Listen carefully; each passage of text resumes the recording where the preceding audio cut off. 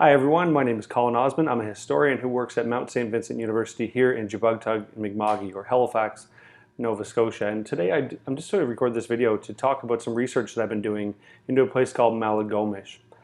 Before I do that though, I'd like to quickly recognize that I'm doing this work here in Jabugtug, in Mi'kma'ki, the ancestral territory of the Mi'kmaq.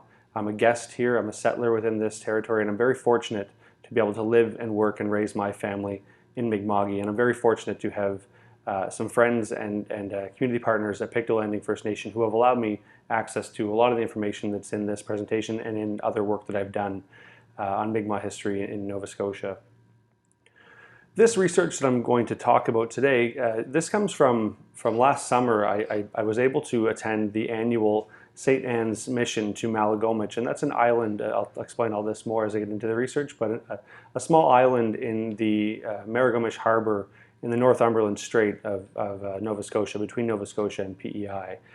And I had the privilege to be invited out there last year by Don Francis, an elder from Pictou Landing, to go out to Maligomish to hear to attend the St. Anne's mission. So while I was there, I saw all of this amazing history on the island, and I was really inspired by everything that I saw, and I wanted to learn more. So I was talking to people at the mission about the history of the mission, the history of the island, and other things. So I wanted to go back and do some research into this space and to talk a bit more about that. A lot of the research that I've done has been focused more so on the reserve at Fisher's Grant, the main reserve for Pictou Landing First Nation today.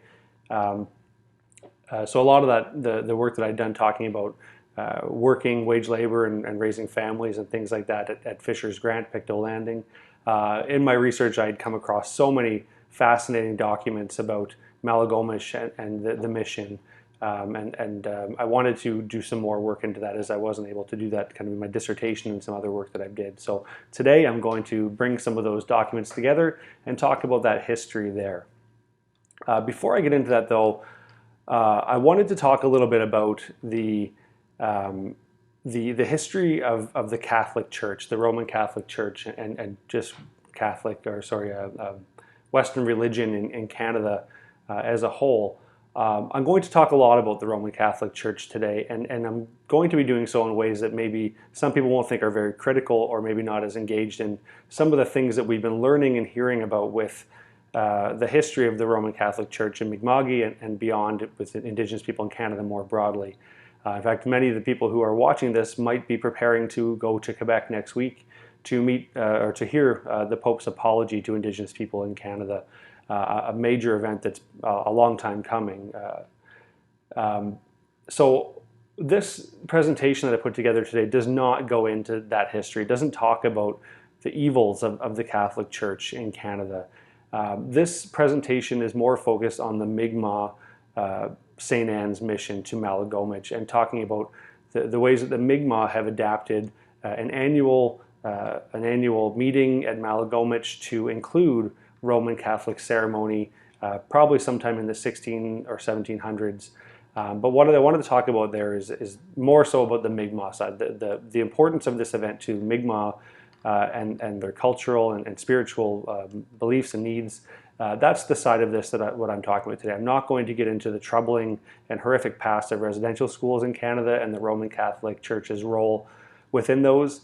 This presentation is talking about that Mi'kmaq agency, like I said, to start this mission, which, as I'll talk about today, I see this annual Roman Catholic mission to Maligomish as being a continuation of a much longer Mi'kmaq tradition that brought Mi'kmaq from all over Mi'kma'ki together at Maligomish to host a variety of cultural and social meetings and events that were central to Mi'kmaq society. And I think what I'm going to try to get across here is that this was an annual event that was adapted to the St. Anne's mission to allow those Roman Catholic ceremonies to exist alongside an already existing Mi'kmaq tradition. So that's this kind of Mi'kmaq agency is what I'm hoping to bring out here today, and not getting into some of that other problematic stuff with the church, which I think obviously has its place and obviously has its needs to be focused on. But in this, I'm not doing that because I think it's really important to focus on the Mi'kmaq use of this space over time and the different meanings that it has to to the Mi'kmaq. So that this is kind of the goal of this presentation. I'm not ignoring any of that stuff. I'm making a specific choice to celebrate something rather than focus on those other kind of more negative aspects that we could talk about. So Maligomish, as I said, is an island in the Northumberland Strait, a body of water that lays between Prince Edward Island and Nova Scotia today. And I'll just describe a little bit about going there. I've only been there once, and like I said last summer, I was very fortunate to be able to go there for the Mission Day on July 26th. And some of the pictures I have don't calculate this. I didn't take any pictures when I was there, so I was able to gather some of these from the internet. But I'll try to describe it as best I can, because it really is a very breathtaking place. And going there in the middle of summer when all the trees are full and everything's in bloom is it's just really picturesque as you cross. So the first part of your trip, you arrive at a place called Quarry Island, and you get onto a boat and cross a very short distance to Maligomish, and it's about maybe a 10-minute ride on the boat. You pull up to the wharf there, and as you get off, people who are trained, I'm certainly not trained as an archaeologist, but I know enough to recognize things. The whole area is a shell midden, so you can see it. For those who don't know what a shell midden is when you go to a beach, you can see these layers of really fine shells that have been broken up over time. And what that is it's that people have been depositing those shells and other materials there for a long time. So if you start digging through a midden, which archaeologists do, you'll start finding tools, arrowheads, other things, lots of different debris that people have left there over time. Long story short, what it signifies is that people have lived there for a long, long, long time, thousands of years of occupation. And Maligomish is full of shell middens. So first thing you notice when you pull up on the island is these middens, and you can see them everywhere, which means that the Mi'kmaq have been using Maligomish, living there, harvesting different types of shellfish and other things there for centuries, if not millennia. So as you're getting off the boat and you're walking up and you're walking through this space that, like I said, has been this historic site for thousands of years, you go off of the beach and you head uphill through this forested path. And this forested path is really cool because it's all hardwood trees, different types of spruce and alder and other all these trees, really thick canopy of trees as you come across the island. And as you might have noticed on my slide there was actually no trees on that island when that picture was painted, I guess. Probably 150 years ago or so. So the trees now are a more recent regrowth of trees on the island. But when you walk through, it's really dark and kind of cool as you head up this trail towards the kind of summit of the island. And as you do, you can see a few camps, and you can hear definitely lots of camps. You can hear kids playing, pots and pans, rattling, people doing their daily things. So the island is very much alive. There's people all over it, and you can't see all these camps because of the forest, but you can tell that there's lots of people around, and this kind of just gives testament to how many centuries of people have come to Maligomish to have their camp, to raise their children, and to live on the island. So it's kind of what you're thinking about as you head up. At least the historian in me is thinking these things. As you head up, you're getting closer to the top of the hill, you can start seeing the clearing here now, where the trees break, and now all of a sudden you walk out into this clearing where this really magnificent church, this fascinating building, is sitting right kind of prominently on the peak of the island, opening up to a big clearing in front where there's a few other buildings. And when I got there, it was full of people. There was lots of people drumming and doing other things and getting ready to go into the church for the mission, and generally just visiting and having all these conversations across this open space. But the church itself is a very beautiful building. You can tell it's old. It's very much a heritage building or historic site. You can tell that right away when you look at it. But one thing that I was really blown away by when I first saw the church was, after having read about it in historical documents and hearing about it from people, the building itself is very sturdy looking. It's got these massive stones in the foundation, and the boards, while they're old, they're still very straight, and everything looks very strong and sturdy. And I think this just really gives testament. I'll talk about this a little bit more. This really pays homage to the people who built this church, the Mi'kmaq who built this church over 125 years ago. It took a lot of time and effort to really craft this building so it would stand the test of time. It's still there today, and it's like I said, really important space. So it's really kind of, it blows you away when you see that. And personally, I'm not a religious person, but it does give you that kind of feeling when you see the church. It is a very beautiful sight, and it's something that kind of takes your breath away when you walk into this clearing. So the whole experience of getting to the island and going up is just a really kind of fascinating experience. And as a historian who studied this, you know that so many people have made that same mission, that same trek to get to that place for this day, July 26th, the St. Anne's Day. So you really feel like you're taking part in, you're witnessing and observing this history unfolding. So it's a really cool place, and the mission is a fascinating event that people really look forward to every year. So that's the history that I'm going to talk about today, is the history of this mission and how it is that on this island in Mi'kma'ki, a place that had always been important to the Mi'kmaq for a whole host of purposes that I'll talk about, how it was that became adapted to become the site of a Roman Catholic mission, like I said, probably sometime in the definitely by the mid-1700s, we see this mission taking place at Maligomish. Every year on July 26, Mi'kmaq from all over Mi'kma'ki gather at Maligomish to celebrate St. Anne's Day. The mission lasts for several days in July, and it gives Mi'kmaq the opportunity to connect with family and friends and to attend the Feast of St. Anne on July 26. So there's typically a mass held, everyone goes to the church and then comes out into the kind of courtyard of the church to take a procession around the graveyard behind the church before returning to that courtyard, that open space, to share a meal with family and friends. When I was there, though, it was also a time when I noticed that other things were taking place. So people were coming together to celebrate marriages. I think there was a birthday happening when I was there.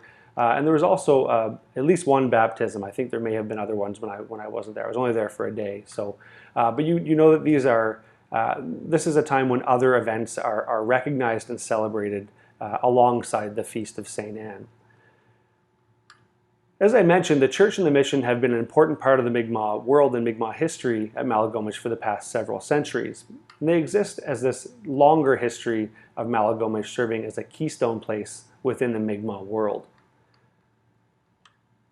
Maligomish has been part of the Mi'kmaq world for centuries. As I mentioned, the shell middens that are on the island and within the broader Maligomish region indicate that indigenous people have occupied the site since at least 1,500 years ago, and with all likelihood, likely much, much longer. Mi'kmaq from all over Mi'kma'ki gathered on the island seasonally to harvest resources, things like fish, eels, oysters, other shellfish.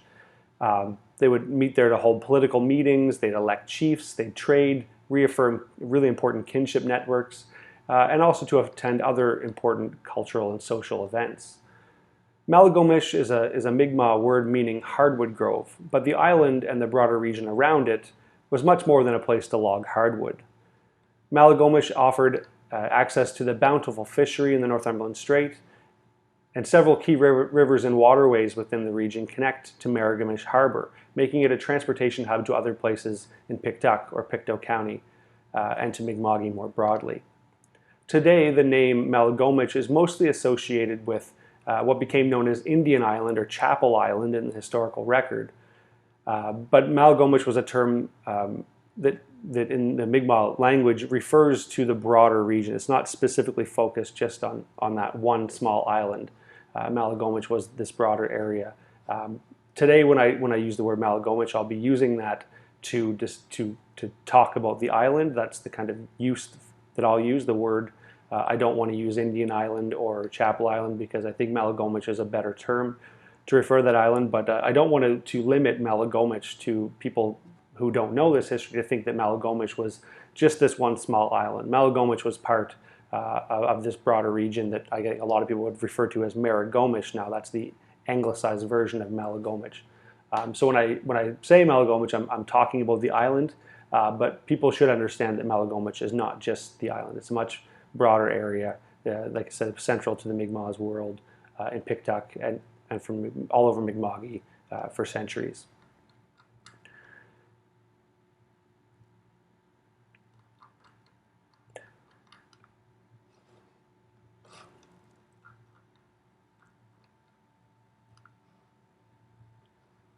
When European explorers started coming to Mi'kma'ki in the 16th and 17th centuries, and probably likelihood maybe before that. But once we start getting reports of this area from explorers, there was reports of several sizable Mi'kmaq villages within the Maligomish region.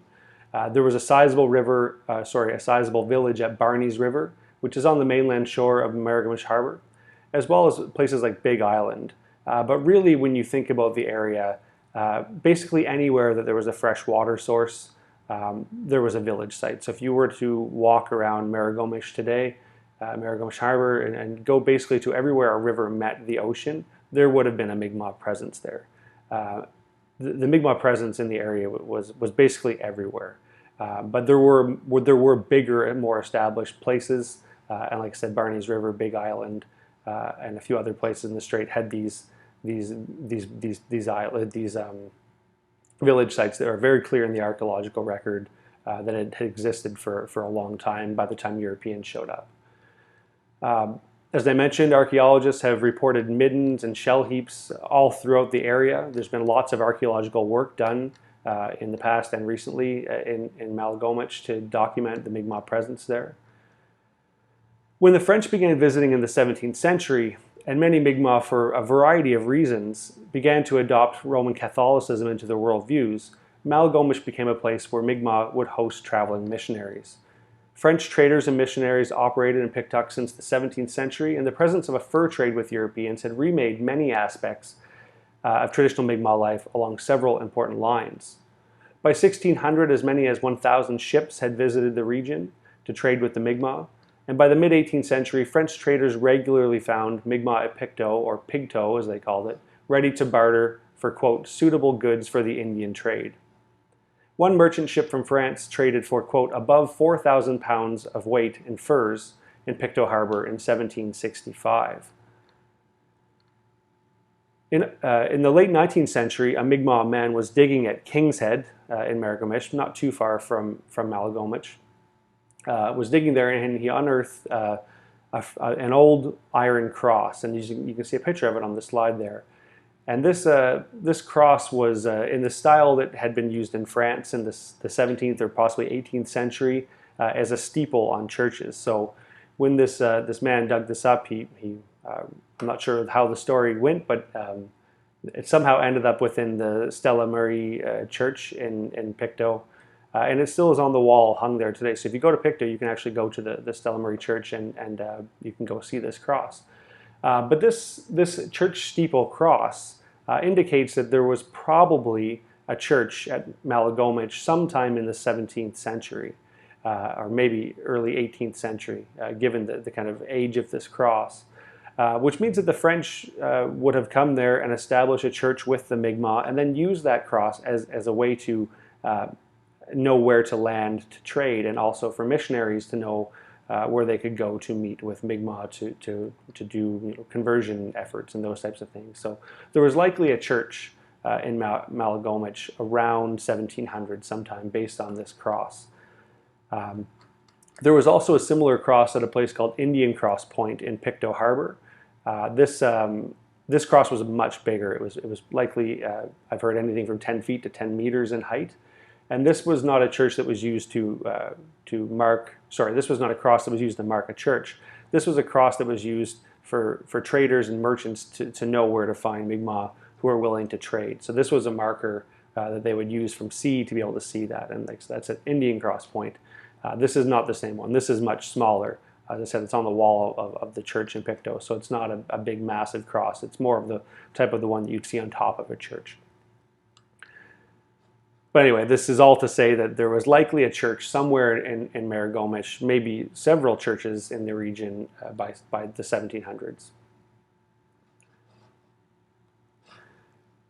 European settlement in Maligomish proceeded relatively slow into the late 18th and early 19th century.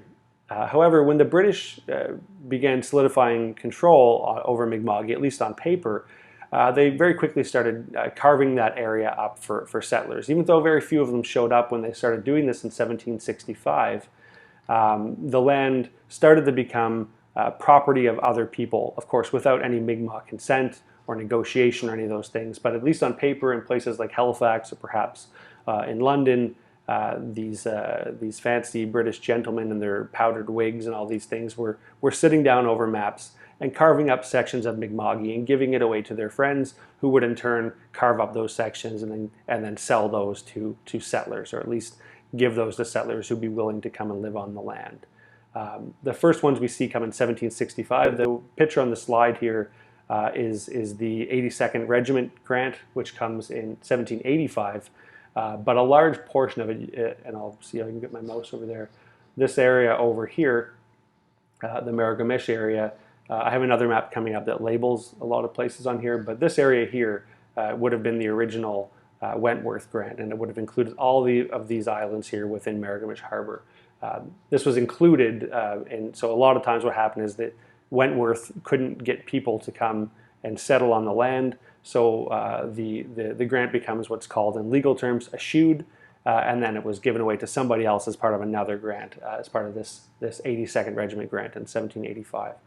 But this is the only map that I have that actually shows these lots. They would have looked very similar, just more focused on Maligomish. So when Wentworth came, or when Wentworth was given this large grant in the Maligomish area, only 2 spaces were reserved for the Mi'kmaq. One was at Indian Island, or Chapel Island, which is today Maligomish Harbor Indian Reserve number 31. That's in this area right here. This is not a perfect map by any means. There's a lot missing from it. And another smaller island called Wooley's Island. Both of these today make up that Maligomish Harbor Indian Reserve number 31. And this was deeded to a Mi'kmaq chief known as John Lapierre in 1785. There was some dispute over this later. Lapierre had the paperwork. There was several settlers in the area who had witnessed Lapierre being given the deed to the island. But it was disputed later when the British then gave the island away to somebody else as part of a different grant. But there were, like I said, there were several settlers in the area who witnessed Lapierre showing the document to them and proving that they had the island. So it never actually left Mi'kmaq hands after the grant, although it was disputed. And then it was confirmed by the Canadian government in 1863 as a Canadian Indian Reserve, as part of the efforts leading up to Canada becoming a country. This was one of those things that was talked about in the Nova Scotia legislature, was getting all the Mi'kmaq reserves in order. If Canada becomes a thing, they were ready to kind of join up with all of this dealt with, although none of it was really dealt with. Anyway, but that's kind of the long story short of that one. So the early settler land claims in Maligomish conflicted with Mi'kmaq land use. As I mentioned before, there were Mi'kmaq living all over the area at all these different sites. So when settlers would show up on their land claim, they would show up and maybe they'd find Mi'kmaq living on their land, or at least evidence that the Mi'kmaq were there. Remember, the Mi'kmaq were moving around seasonally to different places, going back to different areas at different times of year. So sometimes settlers would show up and there'd be very clear evidence that perhaps Mi'kmaq had planted crops or built a house or had been logging or whatever the case was. And then they would show up and that would be on their land. Other times they'd show up and there'd be people living on their land. So one of the settlers who came was a man named Barney McGee, and he had a land grant at what has become known now as Barney's River in Maligomish. And McGee had settled on the eastern shore of the river, and the Mi'kmaq were living on the western shore of the river at that time. So for several years, McGee and the Mi'kmaq at Barney's River lived side by side, and apparently one letter talks about the kids from both settlements playing in Barney's River and at the mouth of the river. So the Mi'kmaq and settler kids were all playing together. So it seems like these relations here were pretty amicable. But what happened, though, is Barnabas McGee was fairly early as a settler. He was there in 1776, and at that time there weren't many non-Indigenous people living in the area. But as more and more came to take up their land grants in the area, the Mi'kmaq began pushed out of their spaces. So while those initial encounters might have been okay because there was still lots of space around, maybe one homestead didn't really impact the Mi'kmaq. They were still able to go to Barney's River to fish, to live, to do all these things. But then when somebody showed up at the other side of the river to stake their claim, now all of a sudden they have contested access. So as more people came, we start to see the Maligomish region started getting more crowded, and the Mi'kmaq are losing more and more of their space, other than that one island.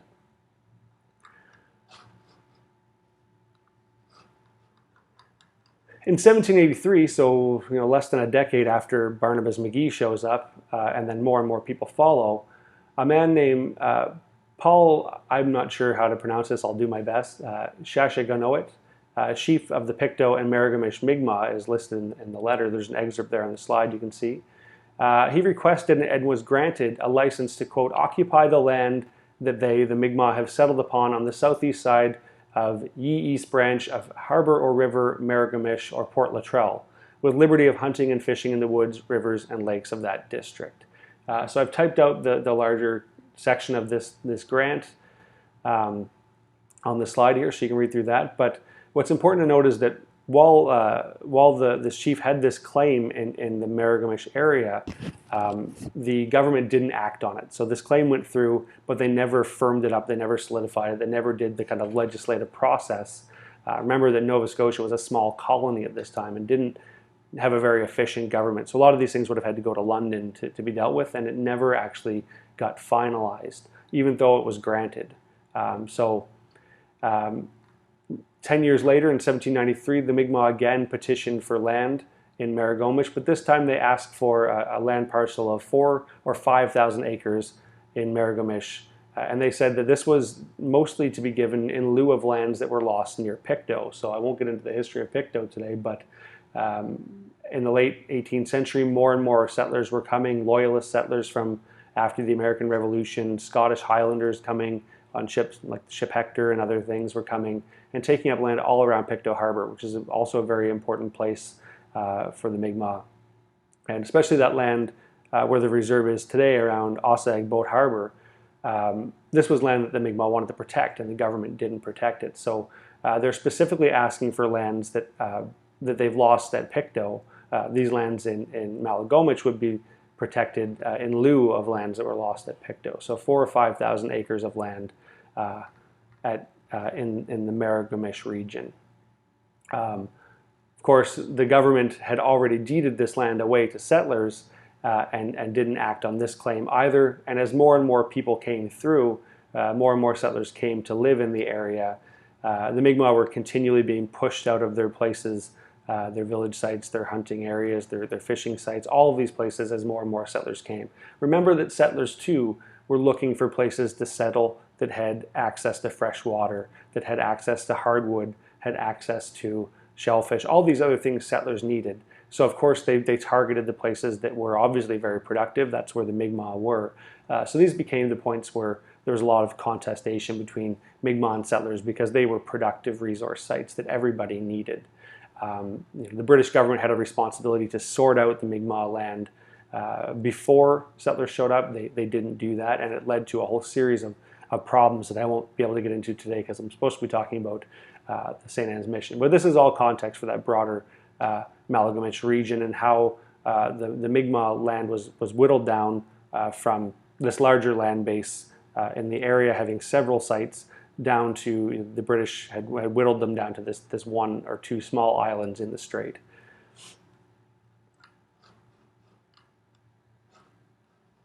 On June 25th, 1842, a Pictou merchant named James Dawson traveled to Maligomish to meet with Mi'kmaq leaders to start these discussions about land issues in Pictou County. By the 1840s, there were a lot of settlers. That period between kind of 1810 and 1830 was a big increase in settler population in Pictou County. So the Mi'kmaq are facing more and more land issues than they had before, and this was started to become a big issue. So the colony of Nova Scotia appointed Sir Joseph Howe as the Nova Scotia's Indian Commissioner. He later became Premier, but at this time in the 1840s he was the Indian Commissioner, and his job was to go around to all of these different Mi'kmaq communities across Mi'kma'ki to meet with them and to find out about their land issues. So some districts in Nova Scotia had reserves already surveyed. Some of them needed to be bigger, some of them needed more spaces added to them. But in Pictou County, outside of that island in the strait, there were no reserves. And this, at the time, Pictou County had one of the largest Mi'kmaq populations in the colony, and yet they had, this small island for all of those people to live on. Of course, they didn't all live on the island. Mi'kmaq never stopped living throughout their territory, but as more settlers came, they conflicted more and more with people who were living on their lands. So that's Joseph Howe was supposed to go to Pictou and meet with Mi'kmaq to talk about where they wanted reserves and where how they could get them. Joseph Howe, an excellent politician, he actually was able to delegate somebody else to go do it. He did go to some communities, but he did not go to Pictou. And what he did was he hired a man named James Dawson. And Dawson's a really interesting figure. He's from the town of Pictou, but he has a really good relationship with the Mi'kmaq. At least he thinks he has a really good relationship with the Mi'kmaq. We don't. We only have what he left behind in letters. We don't know what the Mi'kmaq thought of him at the time. But they had a business relationship. So Dawson was a merchant. He owned a store. He did a lot of selling things to ships that were coming in. The ships would unload their goods, and then they would buy things to bring back. And this was often referred to as what's known as the Indian trade. And they would bring back different things from those places that local indigenous people had made. And Dawson was a merchant who was selling these things. So for several years, by the 1840s, Dawson had built up a relationship with the Mi'kmaq from Pictou County, where they would come to him, sell them goods, different things like axe handles, butter churns, quill boxes, different woodworking things, a whole bunch of different things. Everything from lobster traps to parts for sailing ships, mast hoops, other things. They would buy, Dawson would buy from them, and then he would turn around and sell them. I have no idea if he marked them up or what the case was, but since the relationship existed for several years, I tend to think that maybe it was a good mercantile relationship. And certainly when Dawson, he was hired by Howe to go visit Mi'kmaq communities to talk about land issues. When he did so, it seems like he was welcomed at least long enough to talk about these things. So I would speculate that the relationship was somewhat amicable between Dawson and the Mi'kmaq. So Dawson, to meet with the Mi'kmaq, remember that the Mi'kmaq are living all over Pictou County. So Dawson tries to narrow it down to when they're going to be at Maligomish, and he goes in the summer, on June 25th, he decides to go to Maligomish. He had wanted to go a little bit earlier in June, but what happened, he got delayed several times, and he wasn't able to actually go when he wanted to. When he finally got there, it was June 25th, and by the time he did, most of the Mi'kmaq living there had left on a fishing trip to go out into the strait, and they would be gone for several days, and they would come back. So when he gets there, there were a few Mi'kmaq on the island. One was a man named Chief John Lapierre, and I don't know if this was the same John Lapierre who was deeded the title to Maligomish. It by all means could have been. That would have been 1765. So he would be quite elderly at this point in the 1840s, but it's possible if he was a young man in the 1760s that it could be the same man. So Lapierre was on the island, Chief Lapierre was on the island, and he agreed to meet with Dawson, but before he wanted to sit down and chat, he went around the island first and gathered up all of the remaining people. It was all mostly women who were on the island at that time, and he brought them all back to meet with Dawson. And what they talked about mostly was the land issues in Pictou County, where were reserves needed, where were Mi'kmaq living, where were they going for different things. But they also talked about getting Mi'kmaq to go to schools in Pictou. Dawson really wanted to get Mi'kmaq children to go to the public schools in Pictou in the 1840s, which is something that Chief Lapierre and the women he had with him outright disagreed with. And what Dawson reports is, he says that, and this is a quote, he says, any of their children, they disagree to any of their children being educated in the white man's school because when so educated, it would break off all natural ties of affection and association between them and their tribe. So the Mi'kmaq tell Dawson pretty outright, we need land, we need that, we want reserves, but we're not going to send our children to what they call the white man's school because they don't want them to lose that connection with their culture. So when Dawson asked Chief Lapierre, he says, where do you need reserves? And what Lapierre tells him is that the island in Maligomish is rarely important, but we need more land. There's too many of us to live and to farm and to grow crops and to cut down trees for firewood and to make goods to sell in settler towns, all these things. The island was too small, so they needed more. And the land that they asked for was the land around Ossag, or Boat Harbor. They said that would be the place that they've always lived there, and they really wanted to protect that place. So in addition to Maligomish, they also wanted a large reserve at the mouth of Pictou Harbor. This, Lapierre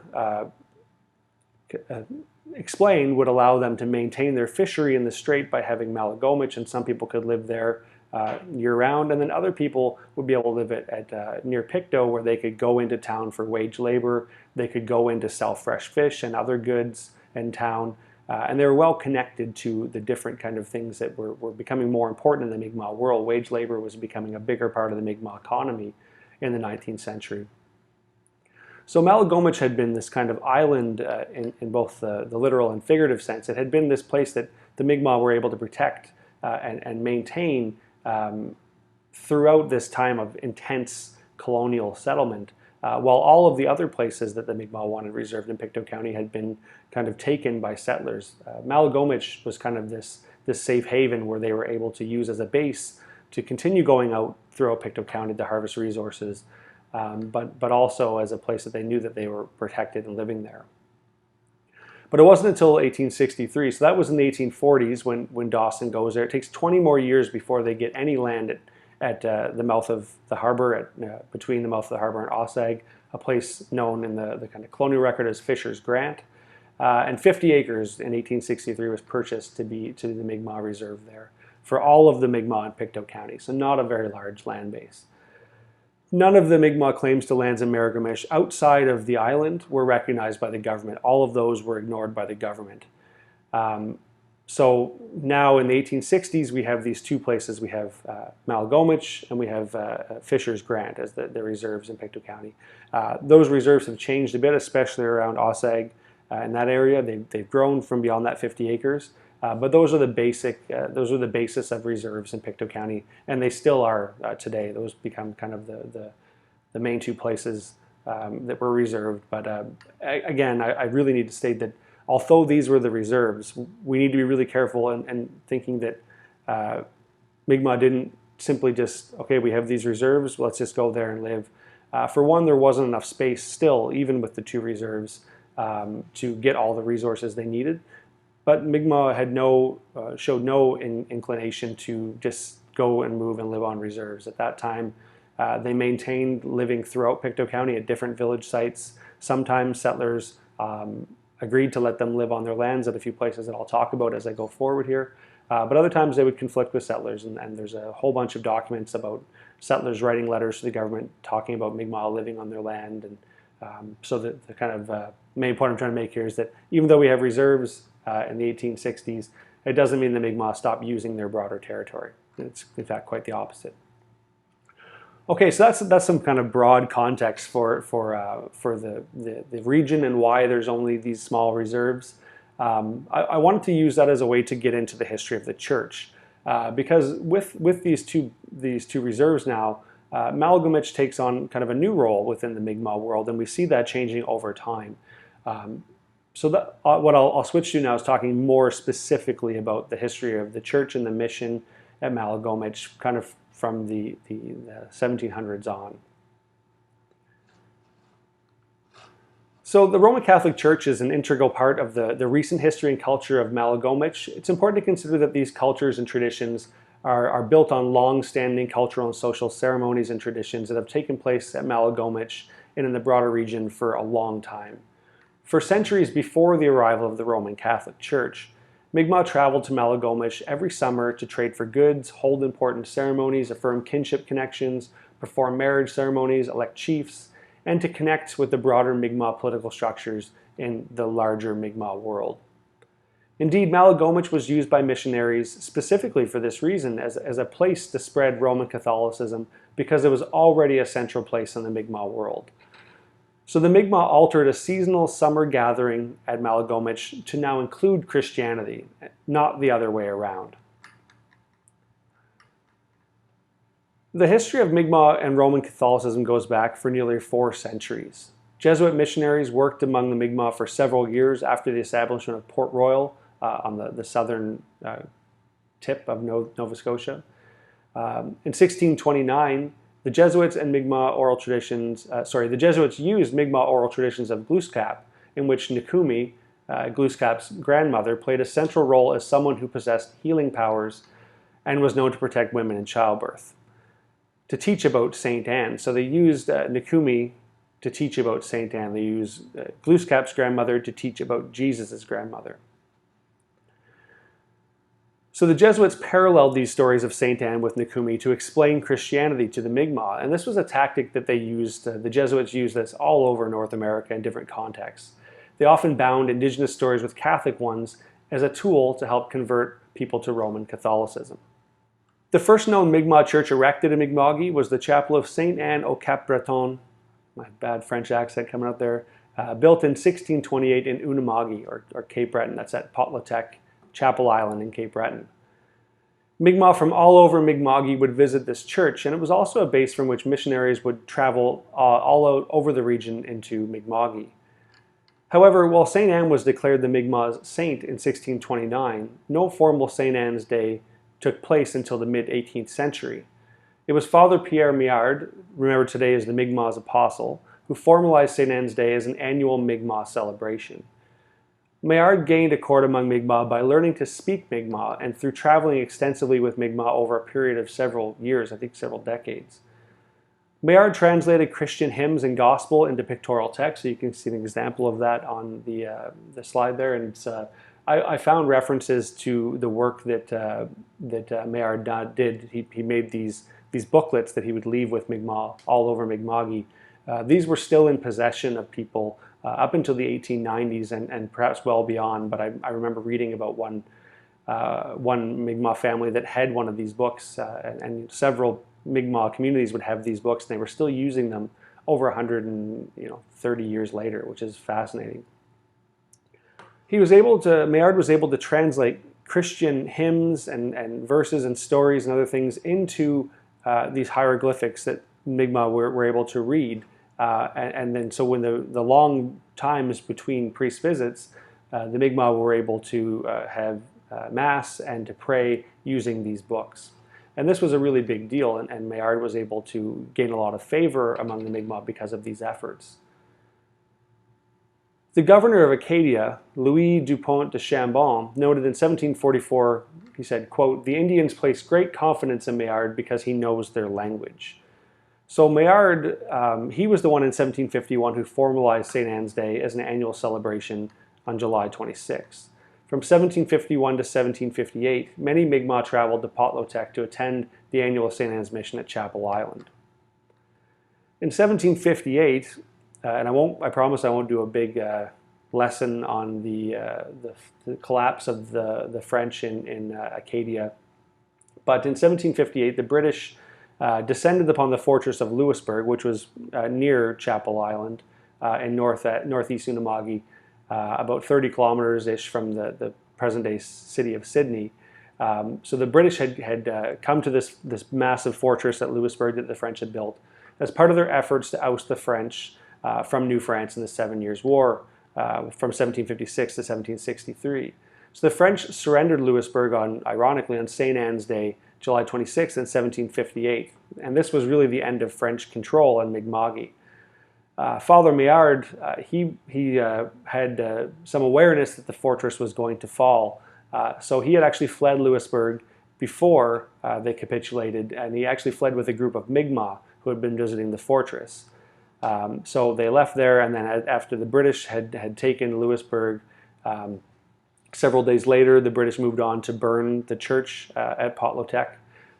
So Maillard leaves with this group of Mi'kmaq, and it's very likely that these were Mi'kmaq from Maligomish, from that area, because that's where Maillard ends up. So Maillard finds refuge at Maligomish, and a place that he had visited several times to preach to the Mi'kmaq, but now he moved here for over a year. He stayed at Maligomish with the Mi'kmaq.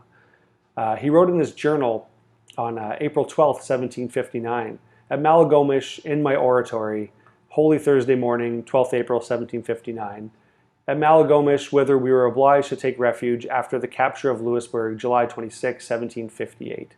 So it's a year later, he's writing in his journal that he's still at Maligomish. So he found refuge there with the Mi'kmaq. The French had been ousted from Mi'kma'ki, and the British now were in control. So we're not sure what Maillard's intentions were staying at Maligomish, but the British find out that he's there and they send for him, requesting him to come to Halifax to meet with the governor of Nova Scotia. The British knew that Maillard was a strong ally to the Mi'kmaq, and they declared him as the official missionary of the Indians and Acadians of Nova Scotia in 1759. So all of this happens from Maligomish. Maillard goes back into Halifax, leaving from Maligomish, and then he becomes this new kind of missionary recognized by the British government. So it's very likely that the Mi'kmaq had built a church somewhere in Maligomish region around the 17th or 18th century. As I mentioned before, that cross, that steeple cross that was found, suggested there was probably a church that steeple cross sat on top of sometime around the 1700s. And also we know from Maillard's journal, when he writes there, he records his entries from the oratory. And an oratory is a place of worship recognized by religious officials. So it's quite possible that he was doing that. So these different historical references suggest that there was likely some sort of, or several buildings within the Maligomish region where the Mi'kmaq were meeting with missionaries to hold masses and to learn Roman Catholicism. But it's unclear where these were. Perhaps there was one at King's Head where they found that steeple cross, but we're not really sure. We do know that the first recorded church that was built in Maligomish was constructed in 1835 on Chapel Island, or Maligomish. An 1835 letter indicated that the Mi'kmaq at Maligomish had, quote, "with some assistance and much labor by themselves, erected a church in Maligomish, a house dedicated to the worship of Almighty God." However, the church was not fully completed until 1758, when Father Cotter, a priest from Luxembourg who had spent 2 decades living and working with the Mi'kmaq, had obtained funding from the Viennese government to help pay for the completion of the interior of the chapel. So the outside of the church was built, and there would have been, a wooden floor and some other things in the church. But so for 20 or so years, the church functioned that way. And then Father Cotter had found some money from the government to do some improvements within the inside of the church. When the Fisher's Grant Indian Reserve was created in 1863, many Mi'kmaq continued to live at Maligomish seasonally, living on the island seasonally. Indeed, Fisher's Grant became a hub to access government services, trade with goods, and sell goods to settlers, and to obtain wage labor. But Mi'kmaq continued to live throughout Pictou County. In 1874, Indian agent Reverend Ronald MacDonald reported that it was difficult to take census of the Mi'kmaq population of Pictou County due to what he called the Mi'kmaq's, quote, migratory dispositions. A decade later, in 1887, Reverend Roderick MacDonald, this was Ronald MacDonald's brother, he stated that, quote, "about 1/2 of the number of Indian families in Pictou County live permanently at Indian Cove or Fisher's Grant, while the other half roam all over Pictou County." Maligomish and Fisher's Grant were simply just part of a much broader Mi'kmaq world, even as settlers took more and more control of Mi'kmaq land and resources. Many families lived at Maligomish during the summer months before returning to Fisher's Grant for the winter. Several other families also moved to a place called Pine Tree Gut, which you can see on the map here is just kind of at the other end of Maligomish Harbor. This Pine Tree Gut was a place that offered shelter from the cold winter winds that would blow down the Northumberland Strait. And there was also a lot of resources there. There was eels and different shellfish that would grow there at the river that flew into the harbor. But there were no surveyed lands at Pine Tree. Indian agent MacDonald explained that, quote, "during the summer at Indian Island, a population of about 40 persons, but in the beginning of winter they moved to Pine Tree, where they are allowed by the owners of the land to build what he calls shanties." Mi'kmaq harvested eels and smelts at Pine Tree, both for local consumption, and they were also selling them in Pictou Harbor for sale on the international market. In 1892, the Mi'kmaq asserted a claim to the land at Pine Tree Gut, asking the Department of Indian Affairs to purchase land from a settler named Roy. The farm would provide a home. They wanted to purchase the settlers' farm. It was up for sale. And the farm would provide a home for 20 Mi'kmaq families and was located on the shores of Marigosh Harbor at a place where Mi'kmaq had lived for centuries. The Department of Indian Affairs, however, claimed that they had no funds to complete the purchase. In 1902, 37 Mi'kmaq lived at Maligomish until October, before relocating to Pine Tree for the winter. Several other families would follow the same cycle, but in not going to Pine Tree, but going to Fisher's Grant. Mi'kmaq families continued this cycle of seasonal living at Maligomish until the 20th century, but by 1912, Indian agent J.D. McLeod reported that, quote, only a few families lived at Maligomish, after which they would leave to return to Fisher's Grant. So this trend continued after 1912, with most people going to Maligomish for a period of time in the summer, and then usually around the July 26th St. Anne's Day, and then going back to Fisher's Grant. I didn't find any references after 1912 to people living at Pine Tree. That's not to say that they didn't live at Pine Tree, but I didn't find any in the historic record. By the late 19th century, the annual mission in Maligomish had maintained its important role in Mi'kmaq life, and while the mission had obtained obvious religious importance, many of the traditional Mi'kmaq cultural, social, and political structures for their annual summer meetings were still in place. In 1881, Reverend Roderick MacDonald attended the St. Anne's mission and reported the event to the Department of Indian Affairs. He wrote that in the weeks before the 26th of July, Mi'kmaq from all over Mi'kma'ki assembled at Maligomish. Mi'kmaq would gather at Maligomish weeks before St. Anne's Day to negotiate, quote, temporal matters which concerned the whole tribe, end quote. In the days leading up to the mission, Mi'kmaq attended to what MacDonald called, quote, their public secular business. And I'm going to read a longer quote from MacDonald here describing the mission. And again, this is in, where I have it in my notes here, in 1881. Talking about their secular business, he says, this they always do before they gauge in the more solemn duties of religion. The chief, the subordinate captains, and populace generally are evidently impressed at this season with a deep sense of that responsibility which makes men thoughtful over the welfare of their nation. A review is held of public current events for the last 12 months. The relations of the band with other bands of the tribe are considered, and all the exigencies of the actual situation are gravely discussed in solemn council. So that's what he had to say about the events that took place before the mission in 1881. At Maligomish, again, this is something that happened for centuries. Chiefs were elected, names were given, marriages were confirmed, disputes were settled, kinship connections were reaffirmed, and plans for the future were debated. So this annual mission at Maligomish maintained its traditional function in the Mi'kmaq world. It was only now adapted to then include that Roman Catholic ceremony that came on July 26th. MacDonald described the events on July 26th, again in 1881. After he attended the Mass at the chapel, which MacDonald officiated, attendees would flow out of the church to undertake, quote, a solemn procession around the graves of the dead. MacDonald explained that with the religious and political work done, he said then that, quote, each family returns to its usual work to reunite next year at the same place for the same purposes. So we can see that this annual round of going to Maligomish to undertake this important Mi'kmaq social and political event, at the tail end of that, they would then take part in the St. Anne's mission. So you can see these blending worlds. The Mi'kmaq annual meeting at Maligomish was still intact, very much so, but now they would cap it off with the St. Anne's Day feast.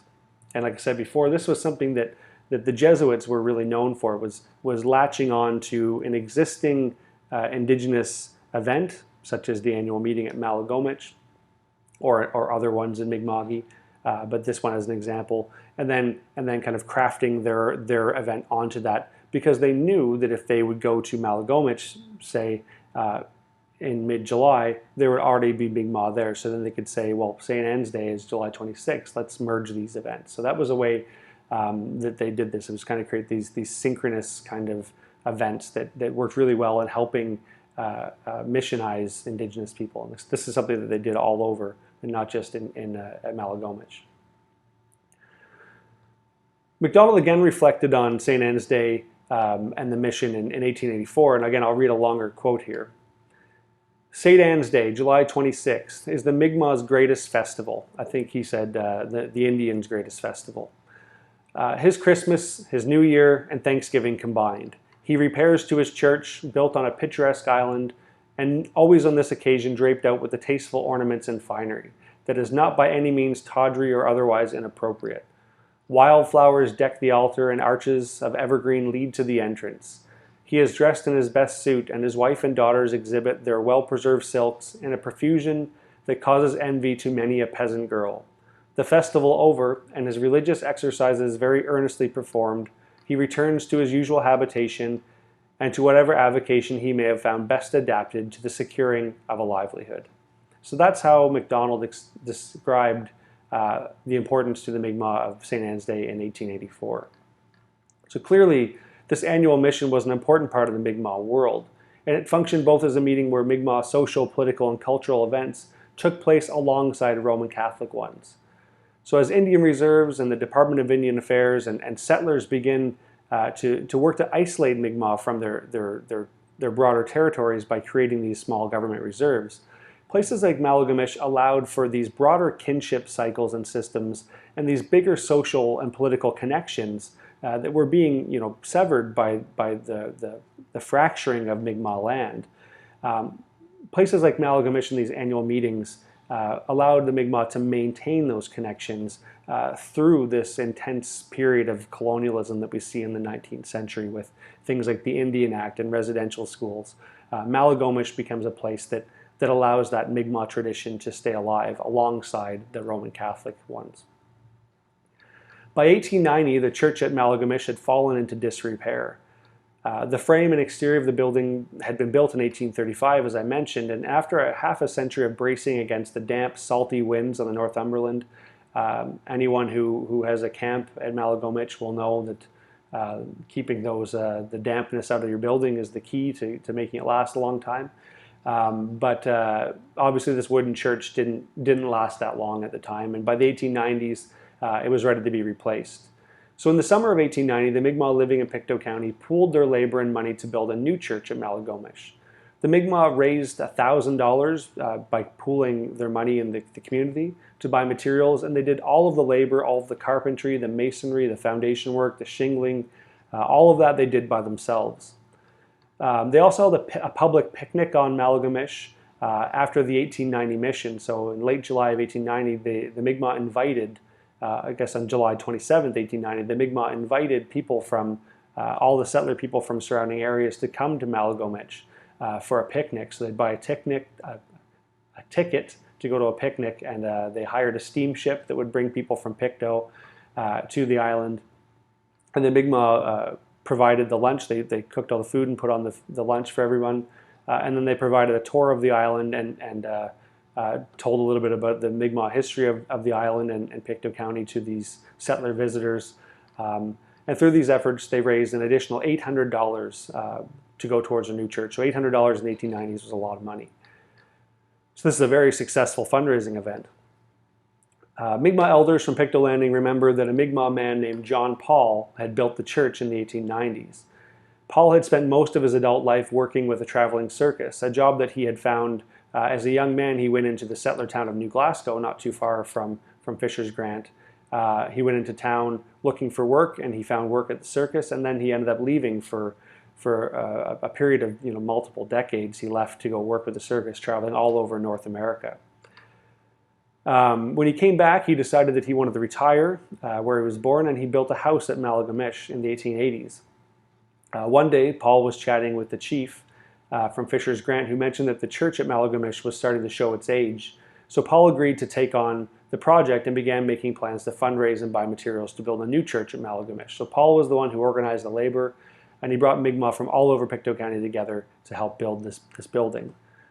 So by the end of the summer of 1890, just after they had done that fundraising and that picnic and had done all that work to get the money and funds to build the church, the Mi'kmaq had finished the exterior of the church. And interestingly enough, they also built a glebe house. And a glebe house, for those of you who don't know, is a residence for a visiting priest. So they built a glebe house with the lumber from the church that they tore down. So that church from 1835, they used the lumber, salvage lumber from that, to build a priest's house on the island beside the new church. The Mi'kmaq had run out of funds, though, so they had $1,800 to build the church, and that was enough to get the foundation materials and all of the building materials to build the structure and do the outside and the windows and all these things. But they didn't have enough money to finish the interiors. They didn't have money to do the floor, but they didn't have enough money to do kind of like I guess at that time it would have been plaster and all those things and painting and all that. So in 1891, Reverend MacDonald, who was the Indian agent for Pictou County, he wrote to Edgar Dewdney, who was the superintendent of Indian Affairs, requesting that the government provide an additional $1,000 to fund the completion of the interior of the church. MacDonald was really adamant that saying that the government should do this because the government should recognize that the church plays an important role in Mi'kmaq society, and that they should be the ones providing these structures because reserves are government land, and therefore they have a responsibility to help maintain services on those. So they go through a whole bunch of correspondence, and basically the government says that we don't have the money to do that, and that we don't want to do that because if we build a church at Maligomish, then every reserve in Mi'kma'ki and perhaps across Canada will now say, well, they built a church for the Mi'kmaq here, so therefore they should build a church for me. So the government's argument was that it would set a precedent, and they didn't want to start that at Maligomish. They kind of were really paternalistic in their language, and they chastised the Mi'kmaq for not just making do with their church, which was old and falling down by all reports. So the government didn't know anything about that. They just said, no, we're not going to fund the completion of your church at this time. MacDonald was adamant. He kept on the government. He wrote to them for years after. In 1892, he wrote more letters talking about how hard the Mi'kmaq worked to fundraise and to build this church, how hard they worked to get it up, and they were, they simply couldn't fundraise anymore to finish it. Politicians, Charles Tupper, other people from Nova Scotia got involved and advocated for the Department of Indian Affairs to provide the funding, but over time it didn't happen. The government said, we're not doing it, even though they had built a church in Cape Breton at Potlotec at Chapel Island the year before because the one there had burned down in the fire. They didn't recognize, they said that Chapel Island was a special case because of its importance as a central hub for Mi'kmaq, but they didn't recognize that this was also a very similar church in Maligomish was bringing people from all over Pictou County, and same as the church at Potlotec was bringing in people from all over Unama'ki, but the government didn't understand that, and they didn't fund the church. Sadly, though, finishing the inside of the church was soon to become a moot point. A hurricane came through in January 19th of 1895, and it was this wild winter storm that caused a lot of damage in Pictou County. And a letter from the time explains that the church was actually lifted off of its foundation at Maligomish and thrown several hundred feet, scattered across the island. I'll read the quote from the Indian agent who wrote then. He said, their new and neat chapel on Indian Island, Maligomish, was, on the night of Saturday the 19th of January, demolished by a hurricane, lifting it bodily off its foundation a distance of 50 feet and scattering the debris further some 150 feet more. So this church that had just been fundraised for and all that hard work put in, remember the Mi'kmaq built it themselves, all this work they did, it was all gone. And they didn't have any prospects. They couldn't keep holding picnics, and they couldn't keep pooling their money. They'd put all of their kind of eggs in this basket, and now it was gone. Reverend MacDonald reported that, quote, the loss by the storm last fall of the church on Indian Island has been a serious blow to the poor Indians of this district. They have erected a temporary chapel near the old site, which will have to do until such time as with outside assistance they are to rebuild. The Department of Indian Affairs wrote letters and said, we're really sorry about the church. That's a horrible loss. We feel really bad. We wish there was something that we could do, but we can't afford to build another church right now, which was kind of their stock answer.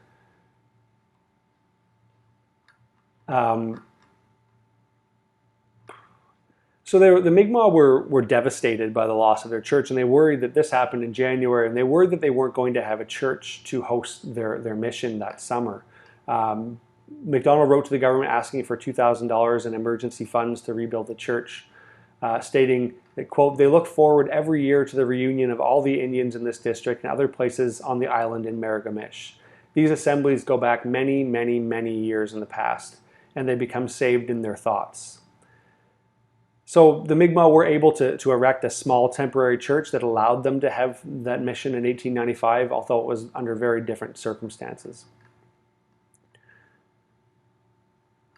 It wasn't until 1896 that the government actually agreed to provide $2,000 in these kind of extra funds that they got approved through Parliament to build a new church at Maligomish. And this time, to build this church, the government, because it was government funding, they required them to hire an architect to draw up plans and to build a church at Maligomish. So this was a really tight budget. $2,000, remember it cost $1,800 to build the old one in materials, and the interior was never finished. So this one, they had $2,000, and they had this, they hired a contractor, Angus MacDonald and Son of Truro, who I recently found out was actually another brother of the MacDonald. So those two MacDonald Indian agents who I talked about earlier, Roderick MacDonald and Ronald MacDonald, Angus MacDonald was the third brother, and he was a contractor. So there's a little bit of government insider granting of projects here. But anyway, MacDonald and Son of Truro were hired to build these plans and to build the church. And what the deal was that the government would provide $2,000 to hire MacDonald to oversee, buy the materials and then oversee the construction of the church. So it was all still Mi'kmaq labor who built the church alongside MacDonald. But this church would be built as one that was going to be a little bit more permanent than perhaps the one that had been built in 1835. The new church was built in time for the 1897 mission, and it was dedicated to the divine service on the 24th of July, 1897 by His Lordship, the Right Reverend Cameron, Bishop of Antigonish. That's what the Department of Indian Affairs report stated in 1897. MacDonald described this church in his annual report for that year. He said, quote, the Mi'kmaq feel proud about this beautiful church erected for them on Indian Island this summer. Through their generosity of this department, the church is 60 by 36 feet and 15-foot posts. It's a very substantial building, finished both inside and out. The new church welcomed Mi'kmaq to Maligomish every July and remained a seasonal home for Mi'kmaq families until in the early 20th century. But I'm not quite sure what happened with MacDonald's letter, because the church was actually still never finished on the inside, just like the church in the 1890s was never finished. The government had to spend another period of years writing letters to the government trying to get more funding to finish the interior of the church and buy seating and things like that. In 1908, seats were finally provided for the church, and there's no record of what else was done. So I'm assuming that the Mi'kmaq finished the interior of the church by themselves without support from the Department of Indian Affairs. So we know that by 1908, the church was finished in full. Whether the government paid for the latter of that is there's no record of it, so I'm guessing that it was the Mi'kmaq who, again, pooled their resources and finished the church. And the MacDonald family, Ronald and Roderick, as I mentioned, were both Indian agents in Pictou County. It was, for a long time, the Indian agent was always the local Roman Catholic priest. But the MacDonalds, Ronald and Roderick, both served as Indian agents. So when Ronald MacDonald died, he left $250 in his will in 1912, quote, for the purchase and erection of a crucifix in the cemetery on Indian Island, County of Pictou. And I was told last year when I was there that this was the same crucifix that he had purchased. I guess the wood could be different. That was over 100 years ago. But these are still the things that were purchased with that money that he left from his will. And they're still there today. So this new church that was built by the early 20th century now served to welcome Mi'kmaq from all over Mi'kmaq, but especially Pictou County, every year to attend the St. Anne's Mission. Again, it was also about attending all of these other events that were important in the Mi'kmaq world, these social and political events that existed alongside St. Anne's Mission that allowed people to continue those Mi'kmaq traditions well into the 20th century. Mi'kmaq from as far away as Cape Breton or Millbrook would board the newly constructed intercolonial railway in the late 19th century and hop on a train to begin their trip to Maligomish. Some would hop off the train at Egerton, meeting friends and family from Fisher's Grant who were also on their way to Maligomish. Others would stop on the intercolonial at Pictou Landing, go to Fisher's Grant, spend some time with family, before often walking to Quarry Island. Quite a distance, but one of the things that was often talked about in these historical letters and things is that they would leave Fisher's Grant and walk down towards Quarry Island, bringing all their goods with them, stopping along the way at different settlers' houses to take breaks and to get refreshments. So this was, like I said, this was an annual thing. So Mi'kmaq would have friends all along that Chances Harbor pine tree area where they knew that they would be able to stop and get a drink or have a snack or whatever at these settler homes on their way to Maligomish. So it just speaks to the kind of the longevity of this event, where these annual missions were being supported and recognized, not just by Mi'kmaq, but also the people who lived along the way would see the Mi'kmaq heading to Maligomish, and they would offer to provide refreshments as part of that. Because I've never walked that distance from Pictou Landing to Quarry Island, but I drove it last year and it was not short. So I can imagine that would be a very long trek on foot, carrying goods with you. Because remember, people are going to Maligomish for in the early 20th century, people are going for a few weeks, so they wouldn't be traveling light, so to speak. So this mission remained an important part of the Mi'kmaq world for much of the 20th century, an annual pilgrimage that many families made in July. As I mentioned before, people would put on their best clothes and they'd head for the island that had been a keystone in the Mi'kmaq social and political world for many generations. I wanted to end this by talking a little bit about what I learned about Maligomish when I was working with elders in Pictou Landing, doing some oral history work there and talking to people a few years back.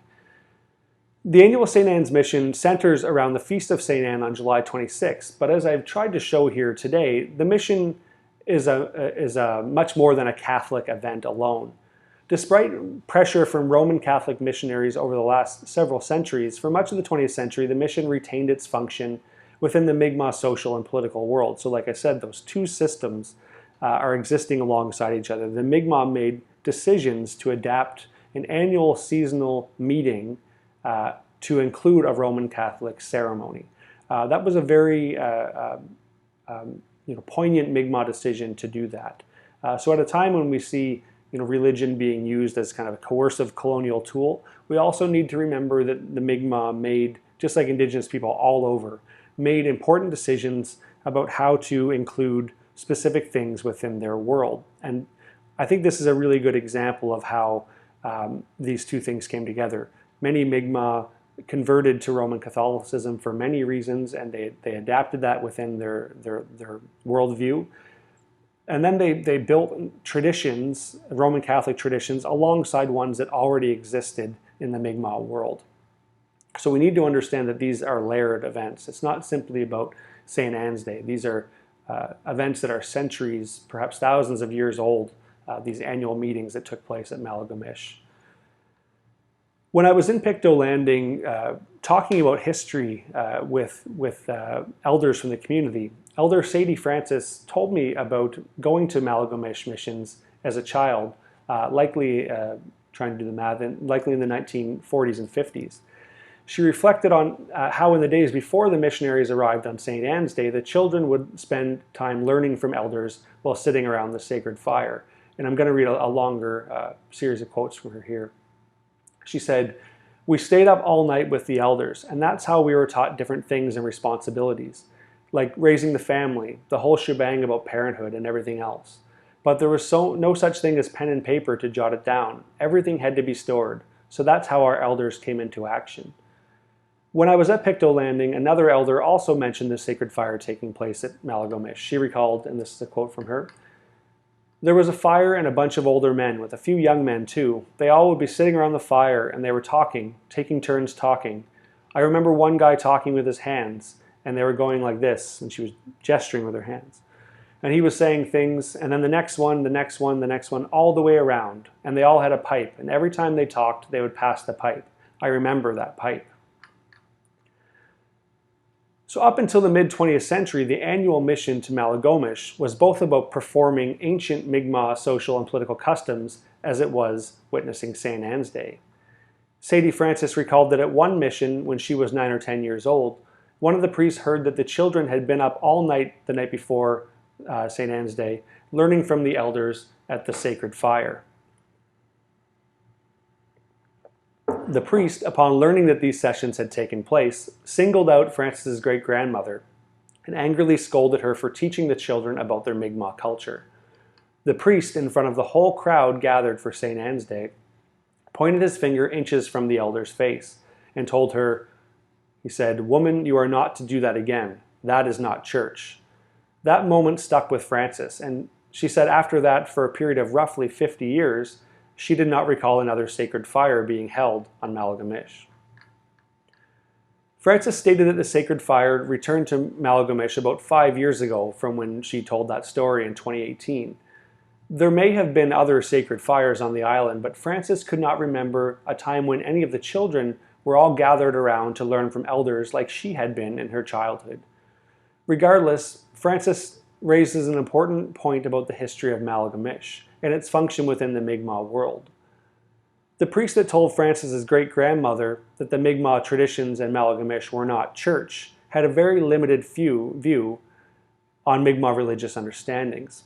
Mi'kmaq had met at Maligomish for centuries to talk about politics, make decisions, perform culture, affirm marriages, strengthen kin bonds, and a whole slew of other important things. Missionaries recognized the importance of these summer gatherings and used this to parallel Christianity to St. Anne's Day. The Mi'kmaq altered an existing seasonal gathering to accommodate a Catholic celebration. But for centuries, the meeting maintained its function within the Mi'kmaq world. Francis explained that the priest was wrong in his assessment of the Mi'kmaq teachings at Maligomish, reminding us of the continuance of Mi'kmaq culture at Maligomish despite colonial pressure over centuries. She said, "I think it very much is church, what we're teaching our people. Our kids, it has a lot to do with our religion and a lot to do with our faith." So I'm going to leave it there. I'm going to let Sadie have the last say on that. I really thank you for listening. I've tried really hard to present something that honors the St. Anne's Day feast and mission, but also gives some more context from what I've found reading the historical record about what this Roman Catholic celebration has meant to Mi'kmaq over time, and about the ways that it wasn't always just about the church. And I've tried to suggest this throughout. The St. Anne's feast is coming up on July 26th in just about a week and a half or so, but this year I've been told it's actually going to be moved to August to allow the elders in the community to travel to Quebec next week to hear the Pope's apology for the treatment of Indigenous people at residential schools. So the mission this year will be delayed for a very good reason, and I wish all of those traveling to Quebec all the best, and you're in our thoughts as you go and undertake what is a very important but will likely be a very taxing event. So I wish you the best, and I really hope that this has provided a bit of context for what I've learned about St. Anne's Day. As I said, I was very privileged to be able to attend the mission last year, and that kind of served as my inspiration for me wanting to learn more about that, and also to share some of the things that I found in the historical record about Maligomish over the past several centuries. So thank you very much for taking the time out of your day to listen to me ramble on for a while. If you have any questions, my email address was listed on the first slide for this presentation, so go on back there and find that. Send me an email. I'm happy to talk about history of all kinds at any time, so please don't be afraid to reach out. Okay, thanks very much. Take care.